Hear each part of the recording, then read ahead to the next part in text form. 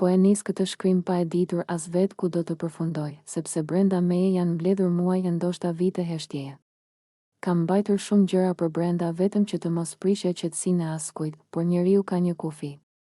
Vjen një moment që shpirti nuk mban më dhe fjalët dalin vetë, si lot që nuk i ndalon dot, për Klodin Kamqar, dhe këtë nuk e them për t'u dukur e dobët, por për të thënë të vërtetën time.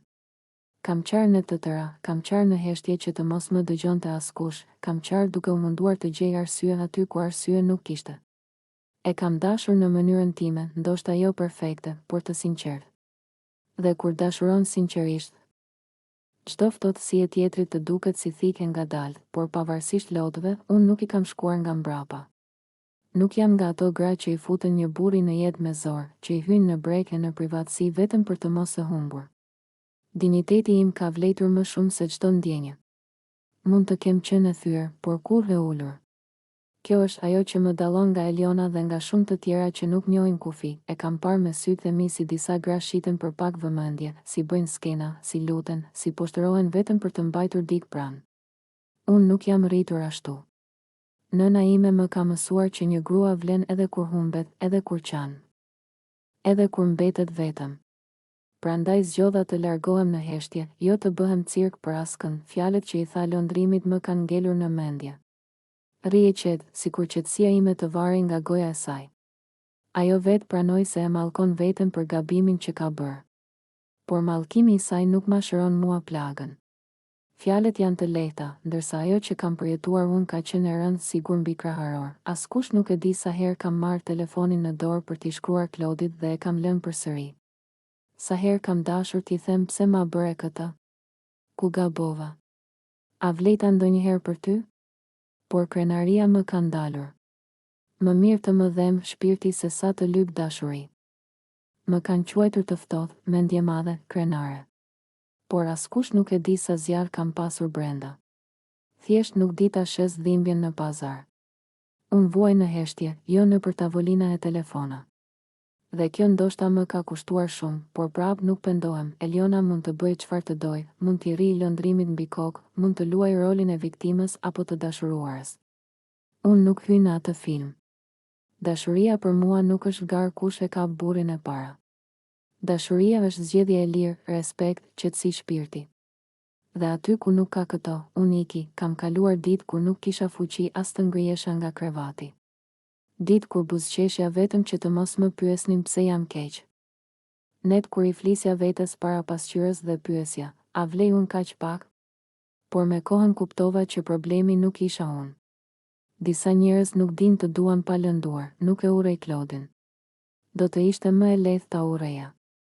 Por e vërteta është se më shumë jam zhgënjur se sa zemëruar. Zhgënjimi është më i ftohtë se urrejtja, të mpin dal nga dal.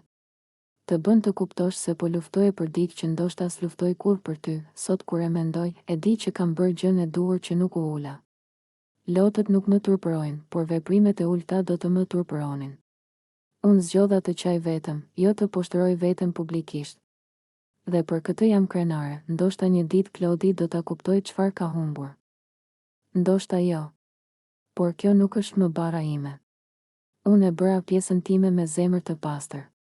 Nëse të tjerët luajtën lojra, le t'i mbajnë vetë pasojat. Ky shkrim nuk është as kërcënim, as viktimizim. Është thjesht e vërteta e një gruaje që deshi pastër dhe u lëndua padrejtësisht.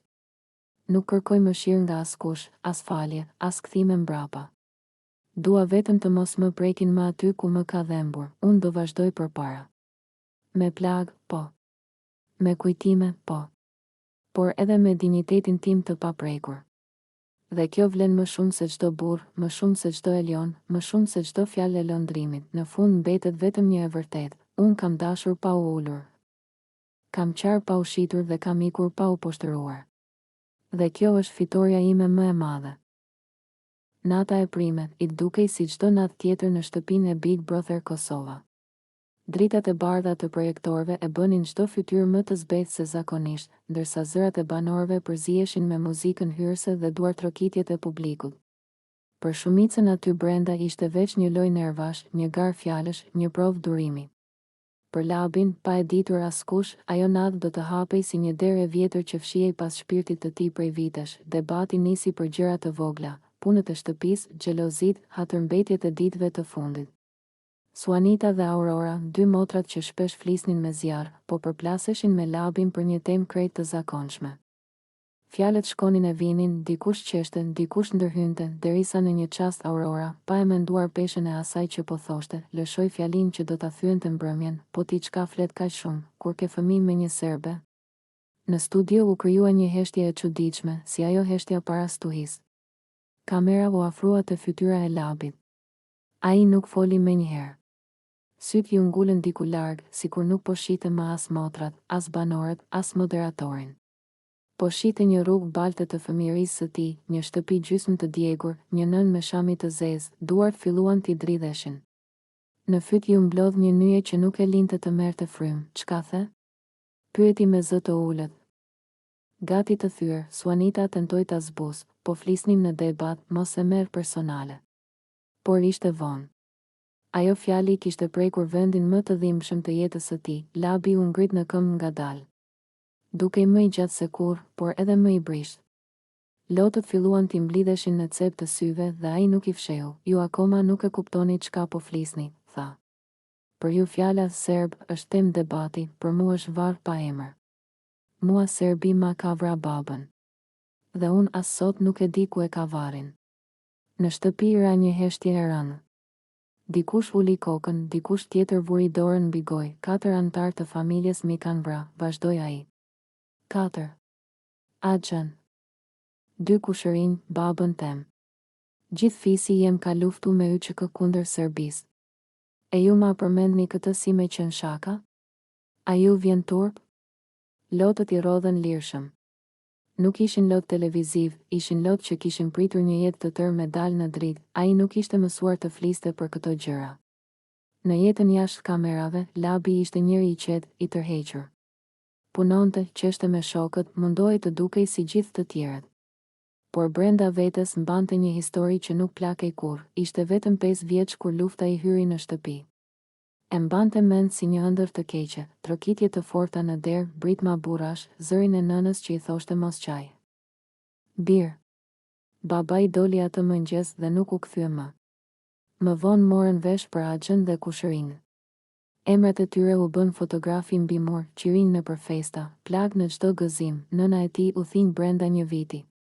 Çdo mëngjes dilte te porta, sikur dikush do t'i sillte një lajm. Labi rritej duke pyetur, ku është baba? Dhe përgjigjja ishte gjithmonë e njëjtë, nuk e dim, bir. Mungesa e varrit e kishte bërë dhimbjen më të egër. Nuk kishte gur ku të linte një lule, as vend ku të fliste me të vdekurin e vet, vetëm një zbrazëti. Në shtëpinë e Big Brotherit zërat u përzien. Disa banor u afruan ta qetësonin. Labi, ulu pak, të lutem, i tha njëri prej tyre. Vëlla, se kanë me të keq, tha një tjetër, por ai nuk po dëgjonte më. Unë këtu kam ardhur me u tregu si jam, jo me mashkel plagën ma të madhe, foli me zë që i dridhej. Nuk muj me nejt në vend ku dhimbja jem bahet material spektakli. Aurora filloi të qante. Më fal, nuk e dija që të lëndon kaq shumë. Si nuk e dini? Ja ktheu ai. Krejt Kosova ka plag. Nuk janë loj këto gjëra. Moderatori tentoi të ndërhynte nga studio, por fjalët e tij mbetën diku larg. Kamera e ndiqte Labin që po hiqte mikrofonin nga kraharori. Unë po largohem, tha prerë. Respekti për babën tem vlen ma shumë se çdo lojë. Teksa ecte drejt derës, në kokë i kaluan pamje të përziera, vargu i burrave të fisit me uniforma të UÇK-s. Nëna që e mbante për dore në zyrat e kryqit të kuq duke kërkuar emrin e babës në lista, nata kur kishte kuptuar se ndoshta nuk do ta shite kurrë, e mbante mend ditën kur gjeti një xhaketë të vjetër të babait në arg. E kishte veshur fshehur azi dhe ishte ulur para pasqyrës. Donte t'i ngjante atij, ta vazhdonte jetën për të dy, por ajo fjali e mbrëmjes ja kishte rrëzuar gjithë muret, dera e oborrit u hap. Ajri i ftohtë i natës e goditi në fytyrë. Zhurma e shtëpisë mbeti pas si një jehon e largët, u ul në shkallë dhe shpërtheu në vaj. Baba, më fal, pëshpëriti. Nuk dita me të mbrojt as kujtimin. Brenda shtëpisë banorët rrinin të hutuar. Loja kishte marrë një kthes që askush nuk e kishte parashikuar. Suanita po qante me zë të ulët, nuk desha me e lëndu, përsëriste. Se dija historinë e tij. por disa gjëra nuk rregullohen me falje të shpejta. Një nga banorët më të moshuar foli: "Ne këtu po harrojmë që secili ka një jetë jashtë. Disa kanë plagë që nuk mbyllen." Fjalët e tij mbetën pezull si një akuzë e heshtur. Labi, jashtë kamerave, po përballej me veten. E dinte se largimi do të kishte pasoja, por nuk mund të bënte ndryshe. Për të, nderi I familjes nuk ishte temë votash. I kujtoi dita kur kishte mësuar se ishte bërë baba vetë. E kishte premtuar në heshtje se fëmijët e tij nuk do të rriteshin me urrejtje, por me të vërtetën. Se do t'u tregonte historinë pa I mësuar të urrejnë askënd, por atë natë dhe kuptoi sa e brisht ishte ajo përpjekje. Produksioni doli ta binte të kthehej. I folën për qetësi, për dialog, për mundësinë që gjërat të sqaroheshin. Ai dëgjoi, por zemra nuk I bindej. "Unë nuk jam kundër askujt," u tha. "Por nuk lejoj që dhimbja jem me u përdor." Mendoi për nënën që po e shite nga ekrani. E dinte se ajo po qante bashkë me të. Historia e Labit nuk ishte vetëm e tij. Ishte historia e mira fëmijëve që u rritën pa baballar, e nënave që ende presin një ështër, e familjeve që nuk patën kurrë një varr. Big Brotheri vazhdoi. Por ajo natë mbeti si një vijë ndarse mes spektaklit dhe realitetit, dhe diku në errësirë, një burr I rritur po mbante në duar dhimbjen e një djali 5 vjeçar, duke kërkuar vetëm një gjë: respekt për të vërtetën e tij. Labinoti u rrit me një fjali që I ndiqte pasi hije: "Serbi ta ka vra babën." Nuk ishte fjali e thënë me urrejtje nga nëna e tij, por me dhimbje, me atë zë që dridhet kur njeriu përpiqet të mos qaj para fëmijës. Ai ishte vetëm 4 vjeç kur ndodhi lufta, tepër I vogël për të mbajtur mend fytyra, por mjaftueshëm I madh për të mbajtur mend frikën. Zhurmën e çizmeve, mbritmat e lagjes, erën e tymit që hynte nga dritarja e vogël e shtëpisë së tyre në periferi. Në shkollë fëmijët flisnin pa e kuptuar peshën e fjalëve. Serbi, Serbi. E thoshin si loj, si sharje pa adres. Por për Labinotin ajo fjalë kishte emra: babën, axhën, 2 kushërinë. 4 burra të shtëpisë që nuk u kthyen më. Ai nuk dinte as ku e kishin varrin. Nëna I tregonte se trupat ishin humbur, se dikush I kishte parë për herë të fundit pranë një lumi, por asgjë nuk u vërtetua kurrë. Për një fëmijë, mungesa e varrit është si një plagë që nuk mbyllet, nuk ke as gur ku të qash, as vend ku t'i flasësh heshtjes. Vitet kaluan dhe Labinoti mësoi të qeshte si të tjerët. Luante futboll në obor, ëndërronte të bëhej mekanik, të rregullonte makina që njerëzit të shkonin larg, atje ku nuk kishte më kujtime lufte. Por brenda tij jetonte një djalë I vogël që priste të dëgjonte trokitjen e babës në derë. Në çdo burr me flokë të thinjura kërkonte një ngjashmëri: mënyrën si ecën, si ndes cigaren, si qesh me gjysmë buzë. Kur u ftua në atë emision televiziv, mendoi se do të fliste për jetën e tij, për punën, për ëndrat e reja. Moderatori ishte I buzëqeshur, dritat të forta, publiku duar trokiste. Por sapo biseda preku temën e fëmijërisë, diçka u thye. Një nga të ftuarit përmendi me lehtësi fjalën serb, sikur të ishte term historik I thatë. Për Labinotin nuk ishte fjalë libri, ishte fytyra e nënës së tij kur zgjohej natën duke bërtitur. Ai e ndjeu gjakun t'i ngjitej në kokë. Duart filluan t'i dridheshin. Ju akoma ua përmendni fëmijëve serbin si me qenë përrall, tha me zë të ulët në fillim. A ju vjen turp? Unë nuk e di as ku e ka baba varrin. 4 veta të familjes mi ka vra serbi. 4. Studioja unë pak. Askush nuk po fliste. Moderatori tentoi ta qetësonte, por fjalët I mbetën në fyt. Labinoti u ngrit në këmbë. Karrigia bëri një zhurmë metalike që u duk më e fortë se çdo britm. Unë nuk mund të rri këtu e me u bas sikur këto janë veç tema diskutimi, tha. Për mua janë eshtra pa emër, janë net pa gjumë të nanës tem. Ai hoqi mikrofonin, e la mbi tavolinë dhe doli. Kamerat vazhdonin të xhironin shpinën e tij që largohej në korridorin e gjatë. Askush nuk e ndali. Ndoshta sepse askush nuk dinte çfarë t'i thoshte një njeriu që mban brenda vetes një varrezë të tërë, jashtë binte shiimën. Labinoti eci pa drejtim, derisa u gjend pranë lumit të qytetit. U ul në një stol dhe për herë të parë pas shumë vitesh qau hapur, si fëmijë. I dukej sikur po e tradhtonte babën duke u përpjekur të jetonte normalisht, sikur haresa të ishte faj. Ai kujtoi një ditë të largët kur nëna e kishte marrë për dorë dhe kishin shkuar në një zyrë të kryqit të kuq. Në mur ishin varur fotografi burrash të humbur. Nëna i kishte parë një nga një me sytë të skuqur, ndërsa ai luante me një makinë të vogël plastike. Mos u lodh, nan, i kishte thënë një grua aty pranë, shumë nuk gjenden kurrë. Ajo fjali i ishte ngulur në tru më fort se çdo mësim shkolle. Pas emisionit, rrjetet sociale u mbushën me komente. Disa e përkrahën, të tjerë e quajtën të tepruar, i thanë se duhet të shohë nga e ardhmja. Por kush mund t'i tregoj njeriut kur i mbyllet e kaluara? E ardhmja e Labinotit ishte ndërtuar mbi boshllëk, ditët që pasuan ai nuk doli nga shtëpia. Nëna e vëzhgonte në heshtje, sikur të kishte frikë se po e humbiste edhe djalin e fundit. Një mbrëmje ajo i solli një kuti të vjetër prej druri.